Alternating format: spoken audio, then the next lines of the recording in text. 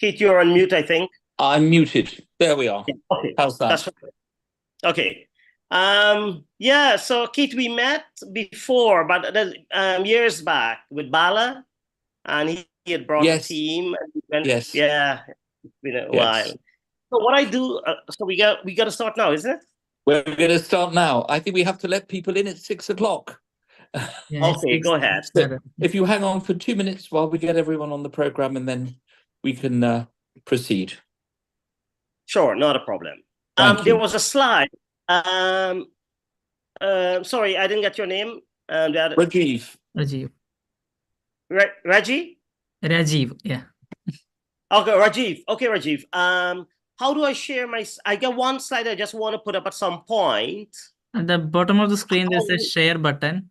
Just click on it and you can share whatever you want on the screen. I see. Wait. It got notes. It's got show caption. Oh, share screen. Yeah. Got you. All right, fine. So I would have to minimize that, open the presentation, and share that screen, right? Yes, sir. Okay, lovely. Sorry, Keith, I'm not so technologically advanced in this part of the world, nor wherever I've been. Okay, I think we're ready to go. It's 6 o'clock. Right. Good evening, everybody, and welcome to the Diabetes Chai Chat. As you know, we are doing this during the summer once every fortnight because we are also taking the mobile diabetes unit out and about to various parts of Leicester. This week, it has been in Rushford Drive, if you know where that is, in Northfields, where a number of people came to see the bus and they were tested for diabetes. And those who were over the limit were sent over to their doctors. So we're doing this for the rest of the summer, probably till the end of October. So if you'd like the mobile unit to come and visit you in your street, just get in touch with Rajiv and you can he will make sure that it's there. So the unit is progressing and doing very well, and we're very pleased that that is happening. Our topic today for this week's Chai Chat, I hope you've got your cup of tea with you, your chai, is called Understanding Diabetes Medication and How to Achieve Better Sugar Control. And we are delighted to have a real expert in the subject, Dr. David Saw, who's joining us from the island of Guyana, from the Caribbean, not just up the road in Leicester, but from the Caribbean. He's a highly experienced family physician practicing in both the private and public sectors in London, in the UK. He graduated from the University of Guyana School of Medicine before relocating to the UK, where he began postgraduate training in surgery. He's got a deep interest in general medicine and successfully passed the MRCP examinations and is a member of the Royal College of Physicians in the UK. He's got extensive knowledge across both surgical and medical specialities and memberships in several prestigious medical colleges. Dr. Saw is recognized as one of the few clinicians with a broad and diverse professional background. We are delighted to welcome him. A number of you are joining us, I know, on the Twitter page where we are being live streamed and also on our YouTube. So we've got various ways in which you can be part of this conversation. But a very warm welcome to you, Dr. Saw. Thank you. You must be at this very moment in the middle of your holiday. So we really appreciate you joining us. The floor is yours. You have 15 minutes to talk to us about these issues. And then from here, we will go on to ask you some questions. Not a problem. Thank you, Mr. Vaz, for that introduction. And I'm indeed delighted to be part of this. I have a keen interest in medical education. And I always feel that if we were to spend a little extra time as doctors explaining to patients their medical condition and how it is treated, it will go a far way. Because lots of time in a normal consultation, you have 10 minutes and it's difficult. Diabetes is a huge topic. And to get through all the bits in diabetes or to clarify all the questions and problems patients have, it's something difficult to do it in such a short time. So today I will spend 15 minutes and we will talk about diabetes, the medication, and how do we achieve better control. Now, we all know, why do we want to treat diabetes? We want to treat diabetes because if the treatment is not optimal or it is delayed, you have complications from diabetes. And the complications have detrimental consequences. So when we look at what does it affect, starting from the head, I normally try to explain to patients in a very simplistic way so they remember it. So if we say, starting from the head, we look at the brain. If you don't control your diabetes, you have an increased risk of stroke. There is something also called vascular dementia. If you don't control your diabetes, you have vascular disease, you increase your risk of vascular dementia. Coming down to the eyes, you have something called retinopathy, and that causes visual problem, blurred vision, blindness, etc. Coming down to the chest now, we talk about the heart. Diabetes increases your risk of heart attack. Going down, you have the kidneys. Diabetes is the leading cause of chronic kidney disease, where you can end up having dialysis. And as you go further down, we look at the nerves. Diabetes affects the nerves, where you have something called neuropathy. And then also you have something called peripheral vascular disease, where the blood vessels in the leg are affected. And that is why you get things like ulcers that are not healing. You have numbness, and all sorts of patients end up with amputations. So it is very critical to understand, how do we manage it? So I suppose probably on future program, we'll talk on different aspects of diabetes, but today let us focus a little bit on the medication. Now, I know lots of specialists you will see over time, when doctors, family doctors or GPs cannot navigate or get good control, they send patients to a specialist, that is an endocrinologist. However, you would only see an endocrinologist once, twice a year, but you see your GP more often. And if you can have a better understanding of your control, you can juggle treatment and you can modify treatment with, of course, the guidance of your doctor. So I always want to equip patients to be educated and better in charge of their diabetes. So let's start with, so predominantly we have type 1 and type 2 diabetes, but most patients, they have type 2 diabetes. These are the patients, in their 40s and 50s when it's diagnosed. They say we have about a quarter of the population with undiagnosed diabetes. And in the cohort in 2021, the Americans have done a study which showed that a quarter of their population who were diagnosed with diabetes didn't know they have it. They are unaware. So, okay, you've got diabetes. So before diabetes, there's a limit to diabetes. There are a couple of tests we do to confirm it. So you have the fasting blood test. And if you have a fasting blood test over 7, that is a diagnostic criteria. The HbA1c, which is the average sugar over 3 months, if it is 6.5 and above, that's the criterion. And the third one is if your random sugar is over 11.1.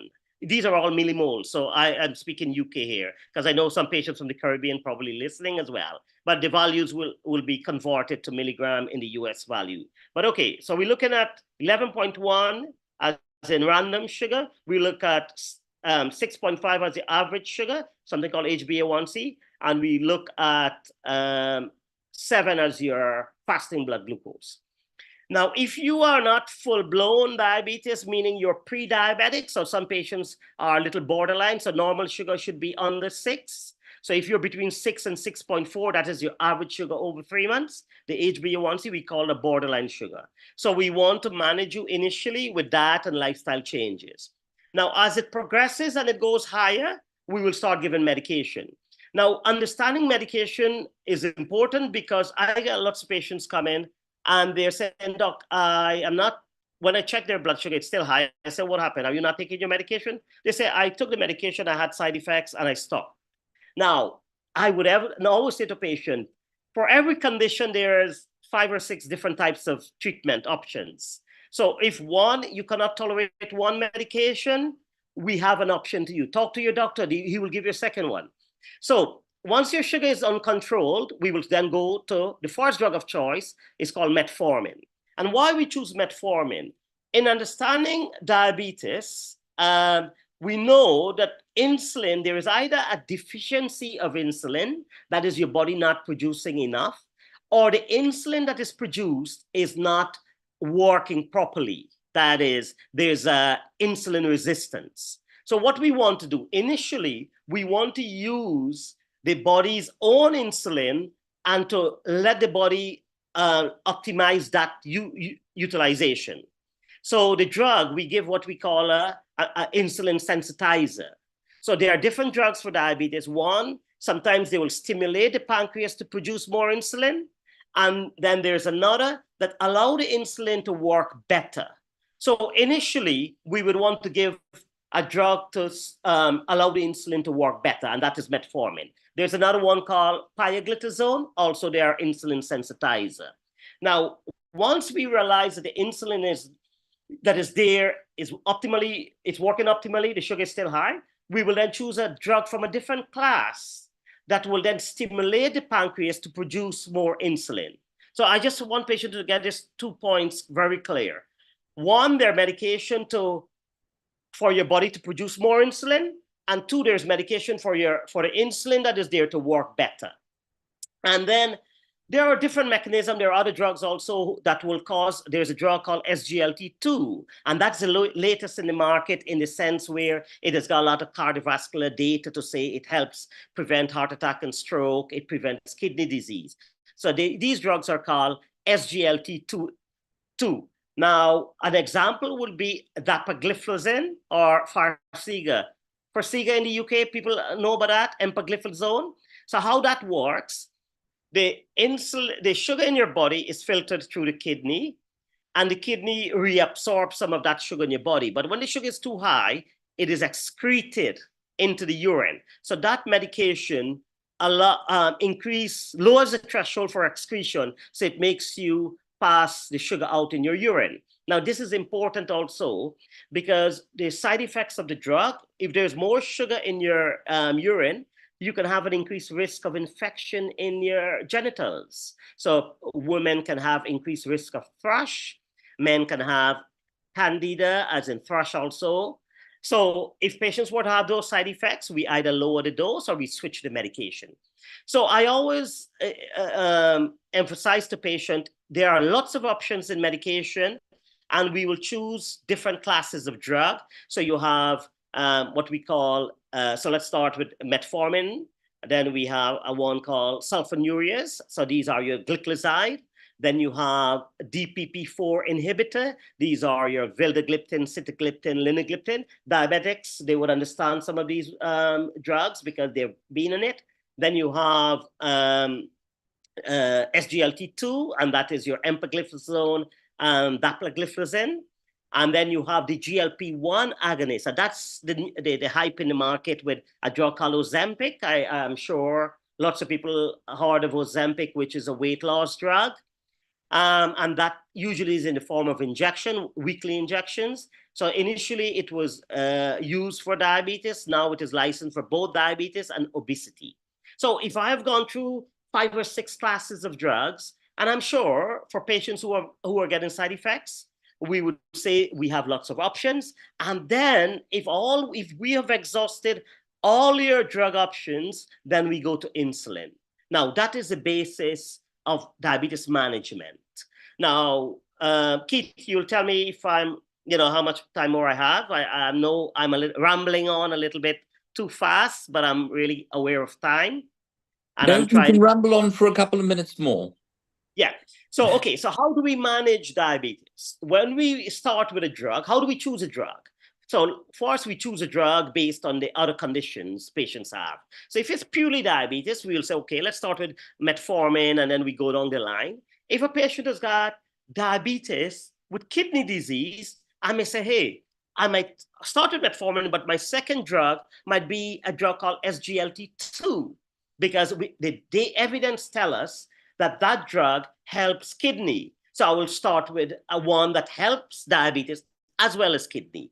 So these are the choices, and the doctor will navigate that, and they will, he or she will tell you that, all right, I'm giving you this as a second drug or the third drug or the fourth drug based on your sugar reading and your comorbidity. That is, what other medical condition do you have? If you have heart failure, there's a drug that is both helpful for both diabetes and heart failure. So that is how we choose the type of drug.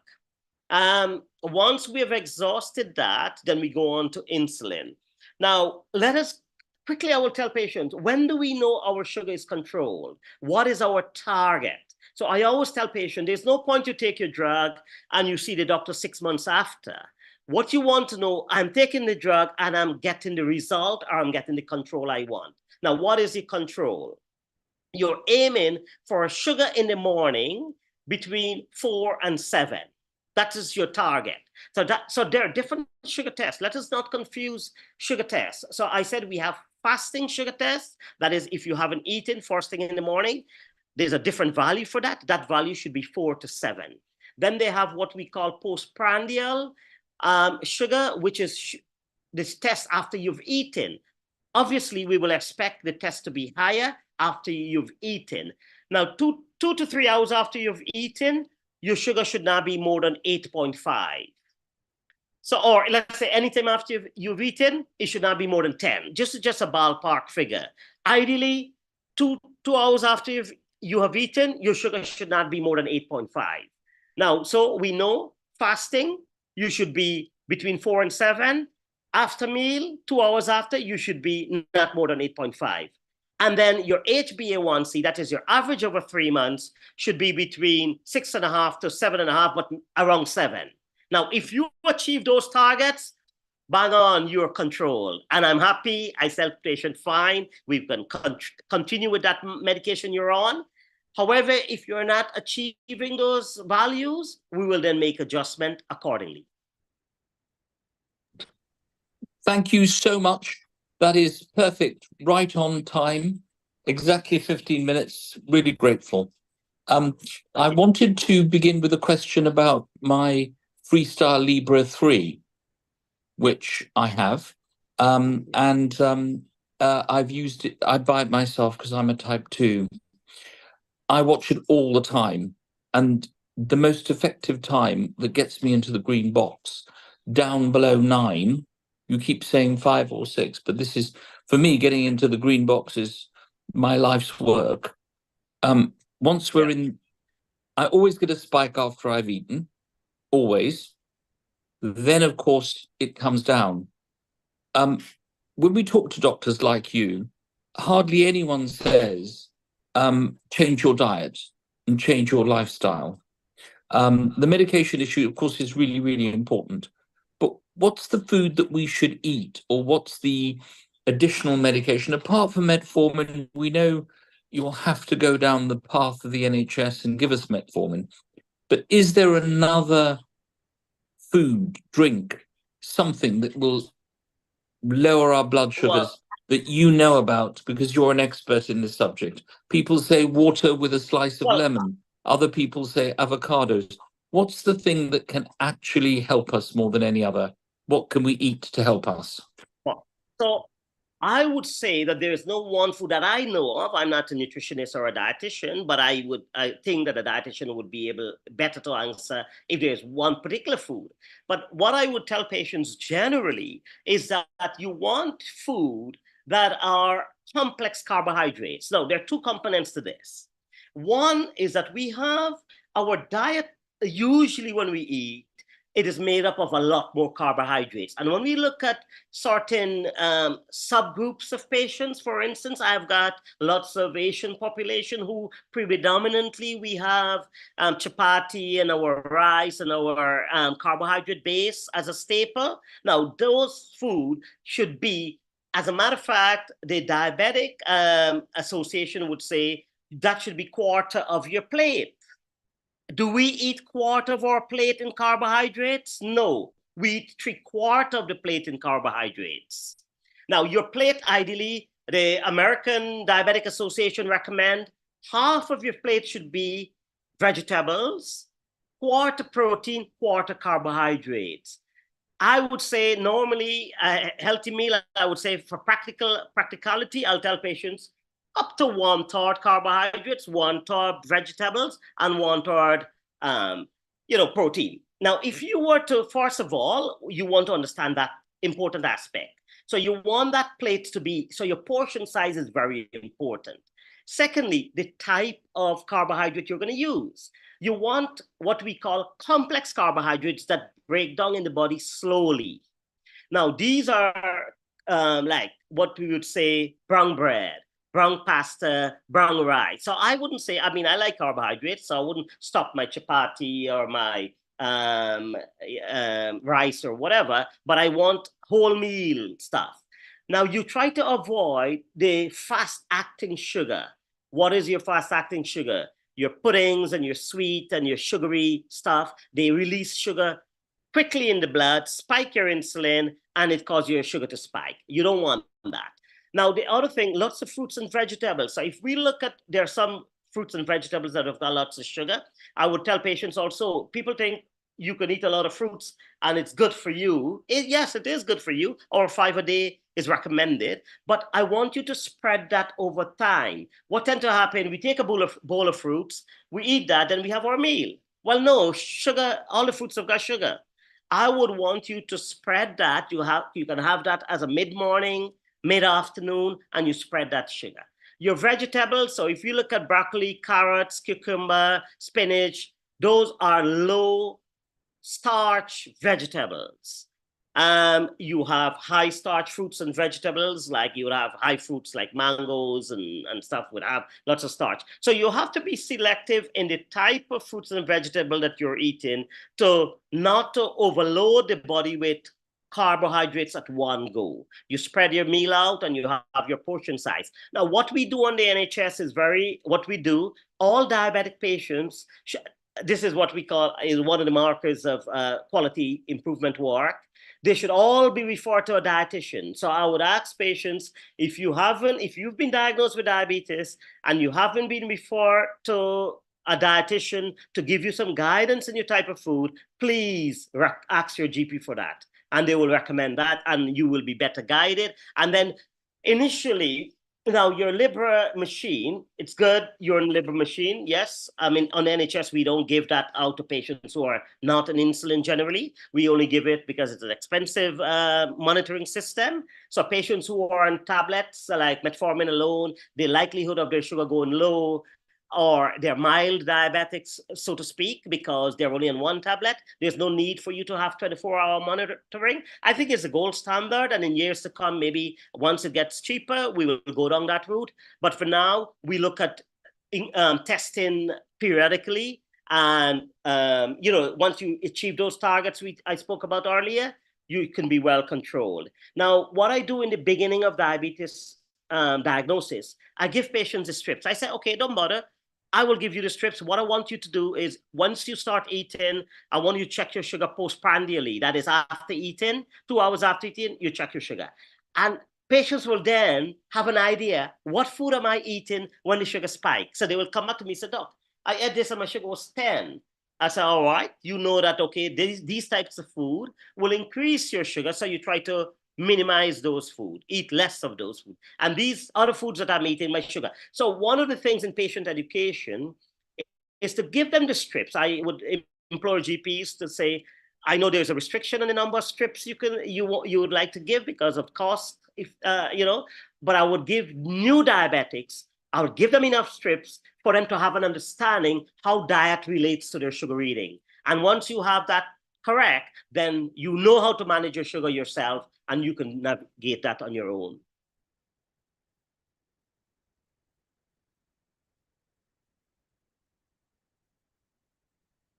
Keith, you are on mute. Sorry. Sorry. Could we see if anyone's got any questions? Either blur them out or put your yellow hand up. Either is perfectly acceptable.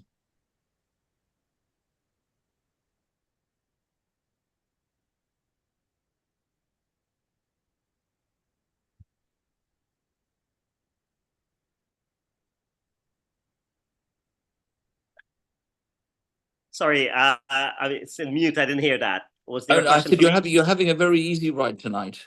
There are no questions. I mean, I can spend some more time if there is no. question coming on I will board. have I have another question prior to, if just to stimulate the discussion, if anyone else has a question to ask, and that is the issue of injections for type 2 diabetics. This is now something that doctors are recommending. What do you say to your patients? Is this something that people should look at? So that's a fantastic question, and it's a very topical question now. I made mention of a class of drug called GLP-1 agonist, and that is the new family of drugs that came out for diabetes many years back, but now it has been licensed for obesity. Now, injection for diabetes, there are two types of injections. So you have the injections called GLP-1, and then you have insulin as an injection. Now, as I say, the diabetes, you have less and less, your pancreas producing less and less insulin over time. So there will be a point when it stops producing insulin and you have to have external insulin. And then is when you need injection insulin. Injection only, insulin form is the only licensed form at the moment. Now, the newer drug, before we go that route, we go on to the GLP-1. That's in the type of drug that is injectable as well. So the other injectable, it's a GLP-1 drug, which is called Ozempic or Wegovy, or Wegovy. It's the same family of drug, but for obesity. Liraglutide. I don't know if you heard of those names. And these are drugs you give once a week. Now, how it works, they are what we call incretin-based therapy. So they work in a combined way. They decrease absorption of sugar from the GI system. They suppresses the appetite. They increase secretion of insulin. They decrease a hormone called glucagon. And by doing all of that, they lower your blood sugar. So it works in a very, multiple ways to lower your blood sugar. Now, I wouldn't think that anybody who is mildly controlled or well-controlled diabetes, sorry, not mildly, meaning mild diabetes, but well-controlled, would opt for an injection for the diabetes. They may come and say, Doc, I want an injection, but the injection is not predominantly for diabetes. It is for their weight, because the only other licensed indication is for the weight management. So if you have purely you're diabetic and your sugar is well controlled on one drug, I wouldn't give you injections at that point. But if you have diabetes and you're obese, and you said to me, Doc, can I get a drug that will help my obesity and my diabetes? Then I will choose an injection. If you have diabetes and you have kidney, then I would choose another drug called the SGLT2. So it is about having that balance and understanding the role of each class of drug and when it is indicated. Excellent. Well, you've left the rest of the group speechless. So thank you so much for sparing time in the middle of your holiday to join us for the Diabetes Chai Chat. We really do appreciate it. And we hope in the future we can call on you to come back on the program and talk to us again. We're very, very grateful. There is a recording of this program which goes on our YouTube channel, which is available to everyone to be a part of. In the meantime, thank you so much. Our greetings to the people of Guyana, and I hope you enjoy the rest of your holiday. You're welcome to stay with us. We have the Diabetes News headlines now, and you're welcome to stay at the end. My reception is a little bit dodgy, so I think I would exit. But again, I'm very grateful to be given this opportunity, and I will be more than happy to come again at the program at any time once I'm back in the UK, or even when I'm here, I'll be happy to do that. So thank you again for giving me the opportunity. Thank you so much. Thank you for joining us. Yes. Let us move on swiftly. A big thank you to Dr. Saul. Let's go on to our Diabetes News headlines of the week. Rajiv is going to tell us what's going on from the Silver Star Centre in Leicester. Yeah. Hi, news headlines for the week. A new study shows dropping one food type slashes diabetes risk by 17%. A new study has suggested that swapping ultra-processed foods, UPFs, for less processed alternative could help reduce the risk of diabetes. The findings suggest that for every 10% increase in the amount of UPFs in a person's diet, there is a corresponding 17% increase in diabetes risk. Headline number 2, risk of consuming heme iron. A study revealed that people with the highest heme iron consumption had a 26% greater risk of developing type 2 diabetes compared to those with the lowest intake of heme iron. Heme ions are found in animal products and some meat substitutes. Adopting a mere plant-based diet is a strategy to reduce diabetes risk. Headline number 3, avocados reduce the risk of heart disease by a fifth. Avocados are packed with fiber, healthy fat, magnesium, and vitamin C, E, and K. A study provides evidence that the intake of plant source unsaturated fats, like they find in avocado, can improve diet quality and is an important component in cardiovascular disease prevention. Thank you.